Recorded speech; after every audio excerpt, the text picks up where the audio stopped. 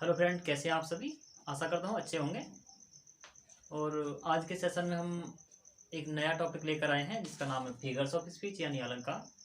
और यहाँ पर हम जानेंगे अलंकार के बारे में विस्तार से, कुछ अलंकार को याद करने की शॉर्ट ट्रिक जिनसे बड़े आसानी से अलंकार को याद किया जा सके।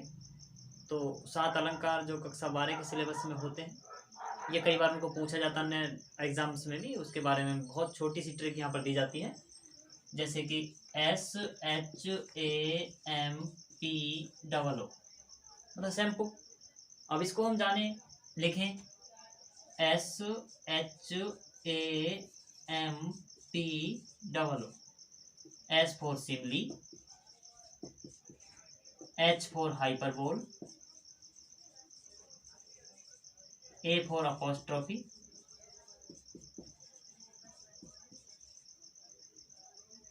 M for metaphor,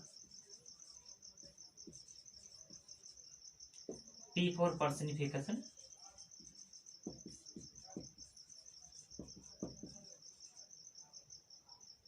O for oxymoron,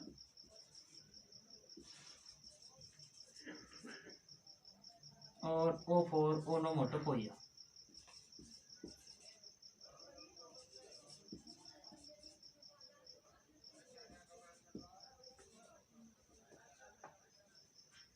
Hindi में भी बड़ा आसान है इनको याद करना, समझना। सिमली, उपमा, हाइपरबोल अतिशयोक्ति,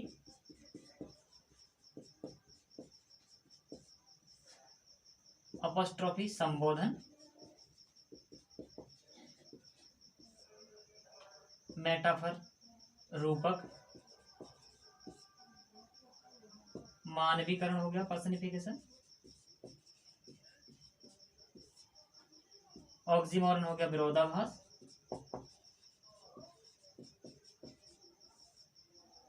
ओनोमोटोपोइया का ध्वनि सूचक,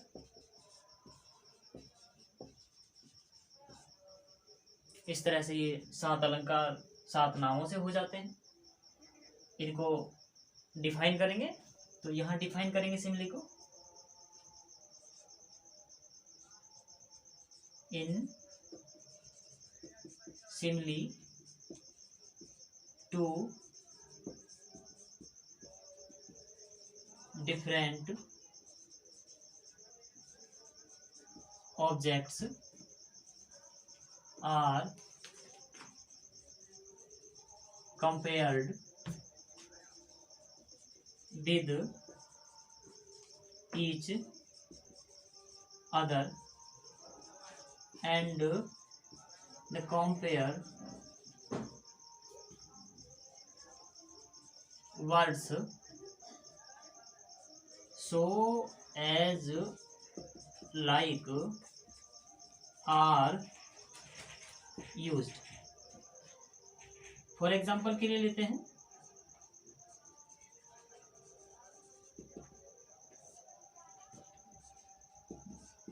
life is like a dream. दूसरा एग्जाम्पल ले सकते हैं,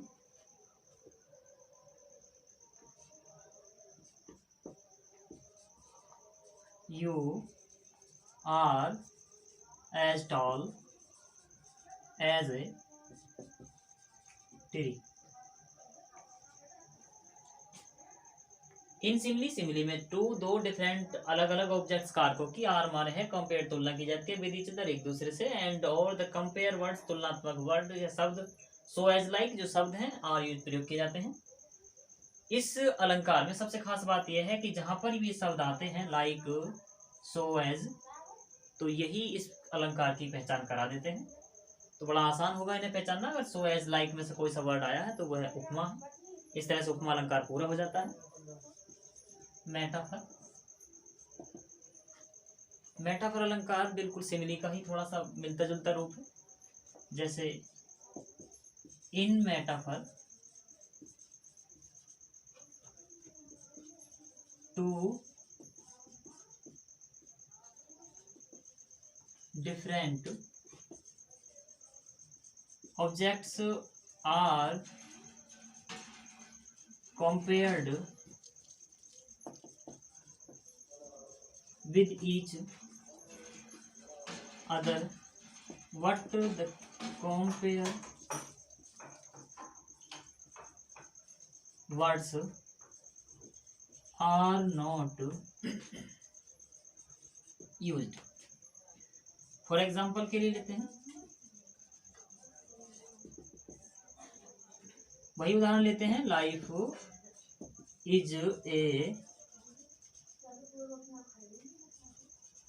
ड्रीम।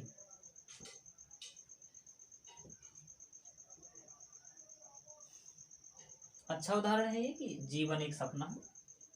तो यहाँ बता दें इन मेटाफर में दो डिफरेंट अलग अलग ऑब्जेक्ट्स कारकों की और है कंपेयर तुलना की जाती है विद ईच अदर एक दूसरे से, बट लेकिन द कंपेयर वर्ड्स तुलनात्मक शब्द आर नॉट यूज्ड प्रयोग नहीं की जाती। बस इतना सा अंतर होता है सिमिली और मेटाफर में। सिमिली में तुलनात्मक शब्द प्रयोग किए जाते हैं जबकि मेटाफर में तुलनात्मक शब्द प्रयोग नहीं किए जाते। बड़ा आसान होता है इसे समझना। तो इस तरह से जहाँ पर भी किसी वस्तु की तुलना किसी दूसरी वस्तु से की जाए लेकिन तुलनात्मक शब्द ना दिए हों, उस स्थान पर मेटाफर का प्रयोग किया जाता है। तो इसकी पहचान बड़े आराम से आप कर सकते हैं। हमारे यहाँ पर दो हो गए हैं। हाइपरबोल पर चलते हैं। इसे अतिशयोक्ति कहते हैं। इन दिस फिगर्स ऑफ स्पीच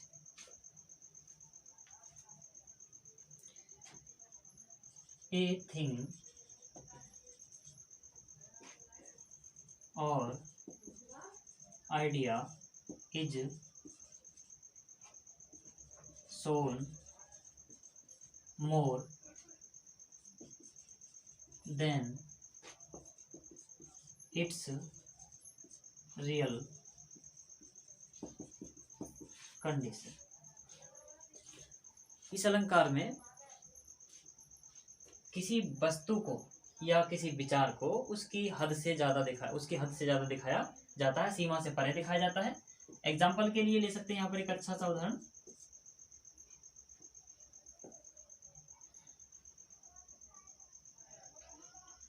जैसे कि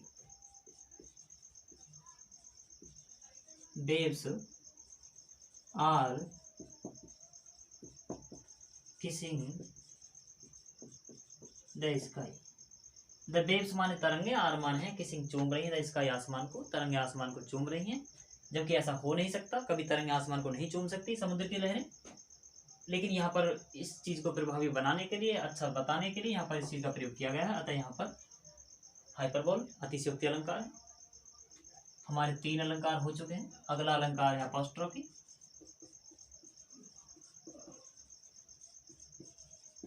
यानी संबोधन। In this figures of speech a dead person or idea is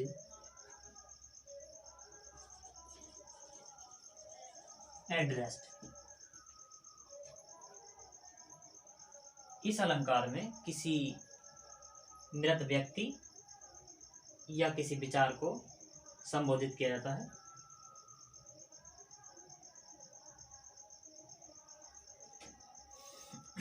example के लिए ले सकते हैं आप इसे, ओ वर्ल्ड, ओ टाइम।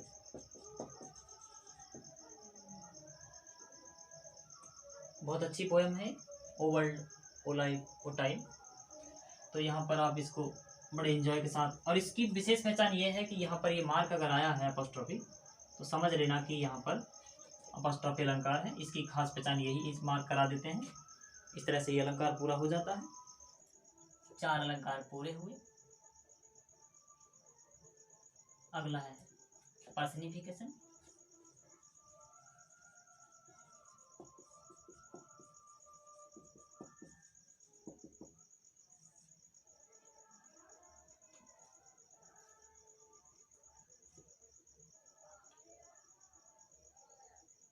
मानवीकरण अलंकार में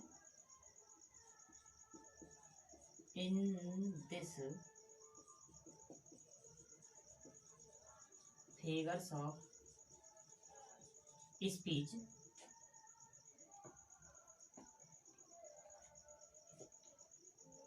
ए non living thing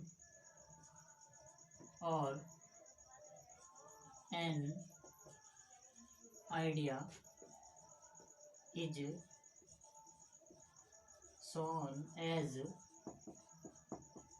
living one। अर्थात इस अलंकार में एक निर्जीव वस्तु और किसी विचार को ऐसे दर्शाया जाता है जैसे कि वो सजीव हो। एग्जाम्पल के लिए ले सकते हैं, लव इज ब्लाइंड। लव यहाँ पर कोई वस्तु नहीं है, लव यहाँ पर एक विचार है जो मस्तिष्क में आता है और उसको ऐसे दर्शाया गया है जैसे कि वो अंधा हो। और अंधा कौन होता है? व्यक्ति। यहाँ पर विचार को भी एक व्यक्ति के स्वरूप में प्रस्तुत किया गया है, अतः यहाँ पर पर्सनिफिकेशन अलंकार है। और भी बहुत सारे इसके उदाहरण हैं जहाँ पर लग रहा है कि किसी निर्जीव विचार को या वस्तु को ही ऐसे प्रस्तुत कर रहे हैं जैसे कि वह मानव हो, तो वहाँ पर आप पर्सनिफिकेशन अलंकार टिक कर सकते हैं, क्लिक कर सकते हैं। तो अगला अलंकार देखें, यह विरोधाभास अलंकार है। In oxymoron